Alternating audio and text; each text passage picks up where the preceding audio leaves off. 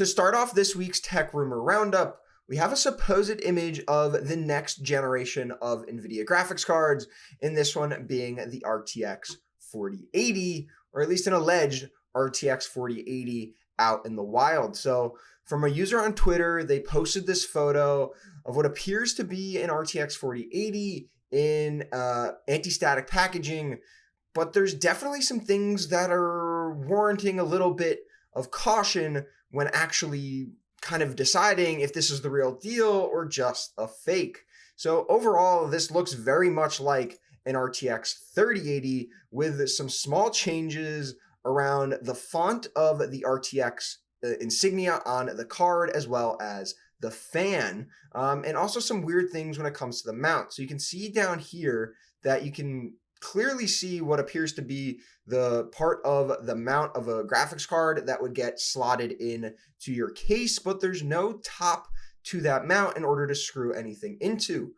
The other thing that Tom's Hardware notes is the lettering in the font on the RTX 4080. So the RTX looks somewhat normal. The 4080 definitely, like that non-bold font, kind of sets off some alarm bells. And this is supposedly the same font that is being used on the Nvidia website. The one thing that kind of bodes well for this image is the fan, which definitely appears to be different than the one on the RTX 3080, a little bit bigger, a complete kind of redesign of the fan. The card itself is also similar size-wise to an RTX 3090 or 3090 Ti, but overall it just doesn't, it's not the same as one of those cards. There's some differences and nuances to this card that kind of lend themselves to thinking that this is not a fake, but an actual image of the future RTX 4080. So the biggest thing with this kind of leak is Nvidia over the last generation of cards has made some progressive updates to the card design, whereas this is pretty much a mimic of the RTX 3000 series with some small tweaks here and there. So if this is what we end up getting with the RTX 4000 series, I'd love to hear your guys' opinion on it. Do you like the design of the RTX 3000? Do you want to see it carried over to 4000? Or are you looking for something new?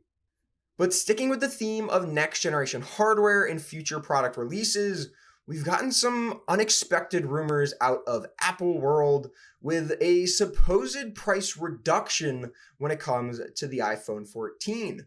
So we're assuming that with the iPhone 14 launch, we're going to be seeing an iPhone 14, 14 mini, a 14 Max, but not a Pro version, and then a 14 Pro and a 14 Pro Max. And introducing that new model of the 14 Max means Apple might have to lower some prices in order to make room for it in their lineup.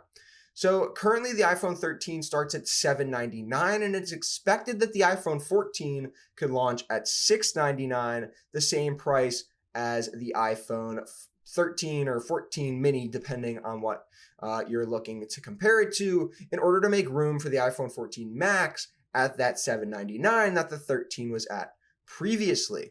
So this would be some big news, but it definitely doesn't stray far from what we've already seen with recent announcements like the one from AMD. So when AMD launched the Ryzen 7000 series, we were expecting prices to increase as they had over the last couple of generations, from Ryzen 3000 to Ryzen 5000, and then expected with Ryzen 7000. But AMD has decided to cut off that trend and actually decrease prices for Ryzen 7000.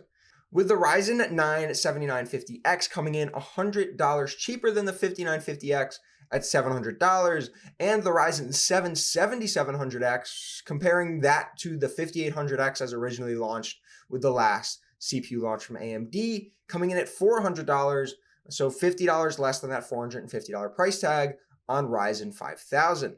And these price cuts were kind of across the board and definitely is a welcome sight for consumers, really boding to the fact that Ryzen and AMD are expecting some decent competition from Intel, especially when it comes to Intel increasing core counts and probably sticking with similar prices as we saw with 12th gen Intel CPUs.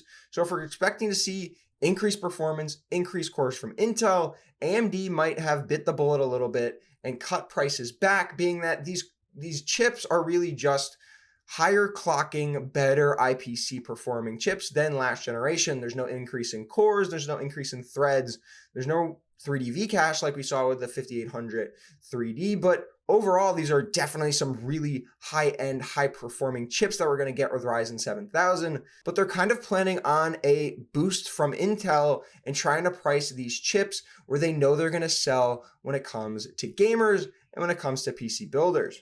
But is all of the competition in the tech and specifically the PC space going to lead to a price reduction when it comes to graphics cards, specifically next gen? We've already seen prices come down on last gen, 2 years too late, I would say, when it comes to those price reductions, but we could see some really nice competition in the graphics card segment, which will hopefully lead to price reductions when next gen launches around RTX 4000, RX 7000, and Intel Arc. So Intel is claiming from this video cards article that the Arc A770 is faster than a 3060 when it comes to ray tracing performance at 1080p. Now, this is nothing to truly write home about.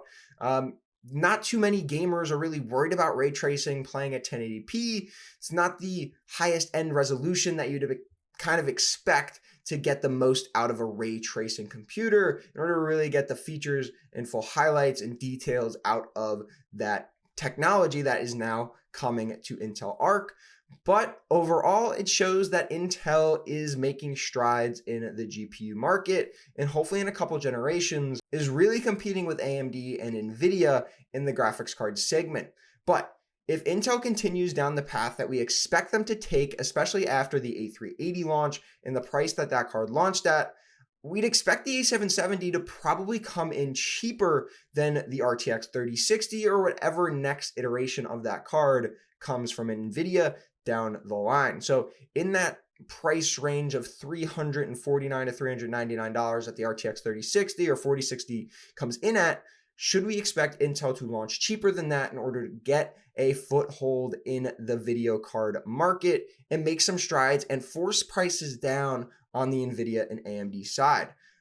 Hopefully that is the case, but as you can see here, performance is interesting with ray tracing on. It looks like a 14% improvement over the RTX 3060 in terms of FPS.